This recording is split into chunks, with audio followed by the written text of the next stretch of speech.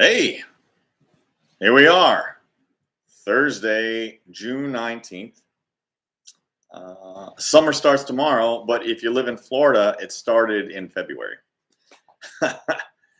Anyway, here to talk about what I watched.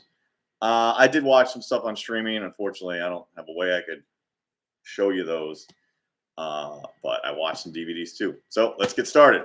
First up, Soul Man. I didn't watch 18 again.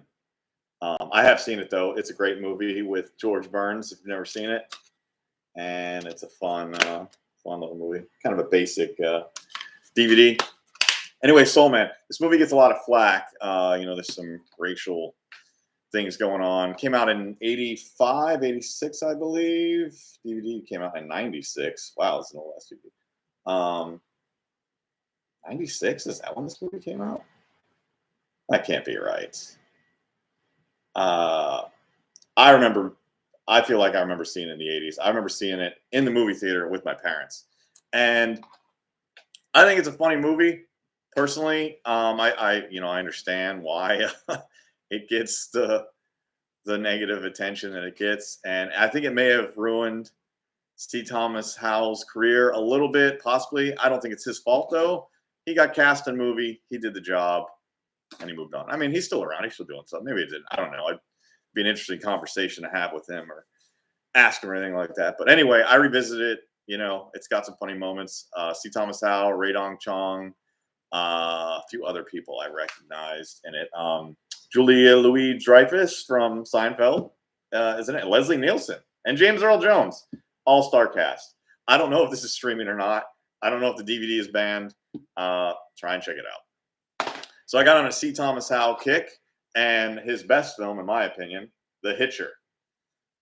Great movie. I mean, one of the best suspense thrillers I think ever made, to be honest with you. Rutger Hauer plays one of the best bad guys ever. And I think that was one of his earlier roles. I think he had done that movie Nighthawks with Sylvester Stallone where he plays the bad guy. And then this came out right after. And then Blade Runner. Those were all around the same time period, I believe. And I mean, Rutger Hauer is kind of comical in a way. Like it's not on purpose. It's like the way he plays the role, like it's funny, but it's like a dark comedy. The movie's not a dark comedy, but the way he plays the role just comes off as just dark and comedic. And I really loved it. I can watch the movie all the time. So if you like that movie, it's like, hey, where do I go from The Hitcher? The Hitcher 2 also stars C. Thomas Howell, not Rutger Hauer. I've seen this movie a couple times.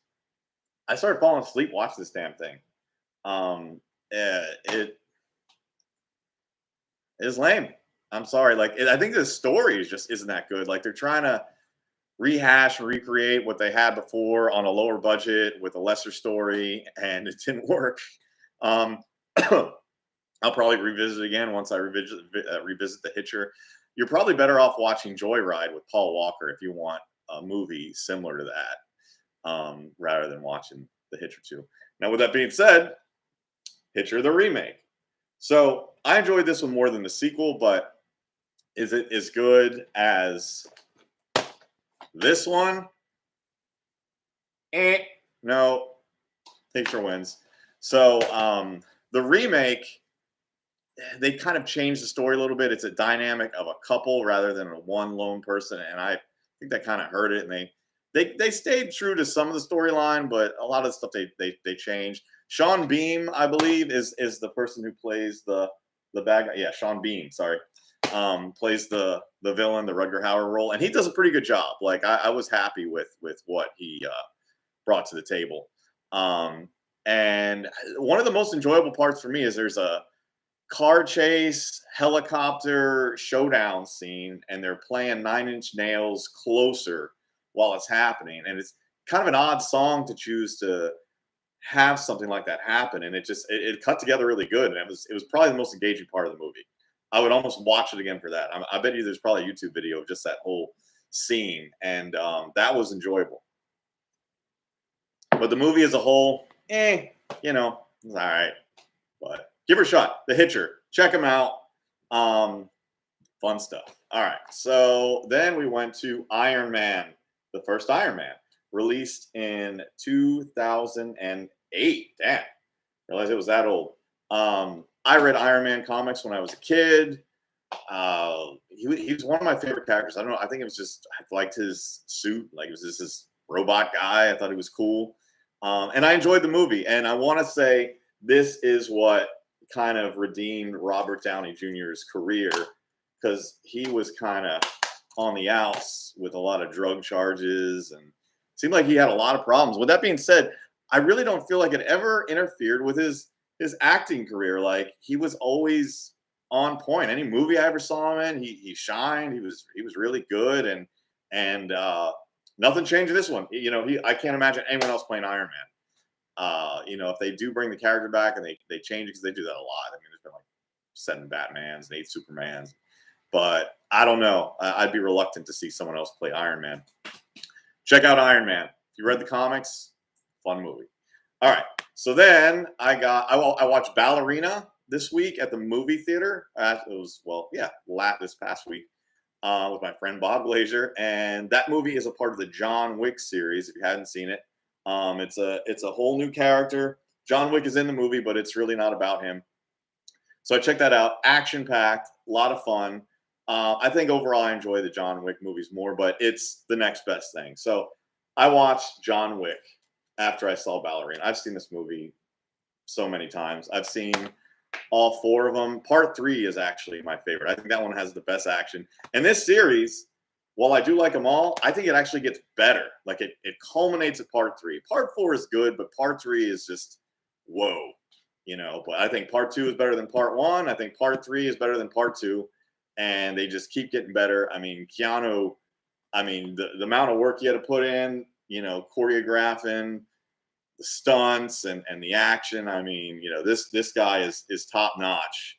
I think he's the best action star right now, if not ever. Like, I mean, I don't know too many movies where it's like karate gunplay, and that's what this is. Like, it's and I watched a behind the scenes video on this Blu-ray, and they kind of talk about that, and I don't know that I've ever seen anything on that level. You know, maybe a little bit. So check out Ballerina. It's still in theaters, and check out the John Wick movies. Okay, so last but certainly not least, I watched these 2 movies this week. So these are independent movies made by very good friend Madeline Deering. Let's start with Spirit Animal first. So Spirit Animal is a shot-on-video movie about killer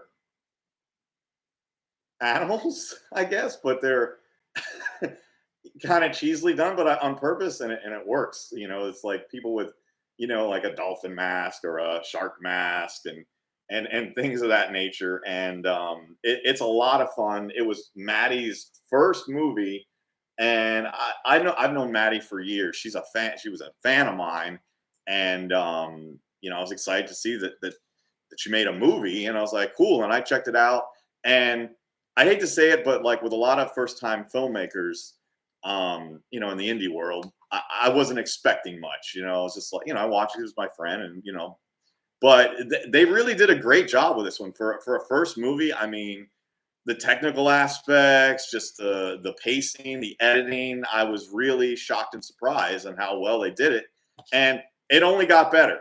I thought Bathtub Shark Attack was even more fun and better put together than Spirit Animal. Not that Spirit Animal isn't fun, but you know, it seemed like they were only getting better. And so I watched these movies this week. So I mean, some people watching, you know, probably friends of mine, friends. She unfortunately passed away this past Friday, and you know, anytime a friend or a filmmaker passes away, what I do is I watch their movies. I don't know if that's what other people do, but you know, it's like a way to kind of honor them, I think, and well, that's what I did. So I do have some great news about these.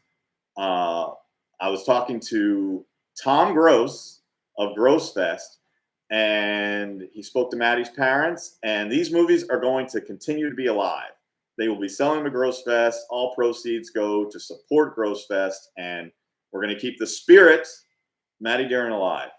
So that was really nice to hear, and I was really happy about that. So if you haven't seen it, you haven't caught it, go to Gross Fest. I believe it's August 1st and 2nd of this year. Here, I don't want to screw that up. Let's get that right.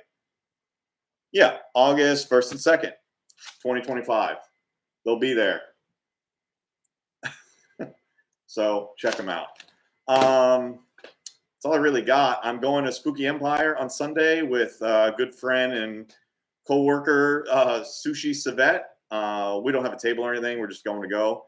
I'm sure we'll bump into some people. I might have some stuff on me. You know, if you're trying to pick something up from me on a backpack, just say, hey, Sean, bring a copy of Swamp Woman. I want one. Let me know. I'm not on Facebook anymore. Unfortunately, you can't reach me there. But you can reach me on Instagram, Twitter. I'm on Blue Sky now. And I've been doing these YouTube videos. So anyway, thanks a lot for watching. That's what I watched this week. I will catch you later.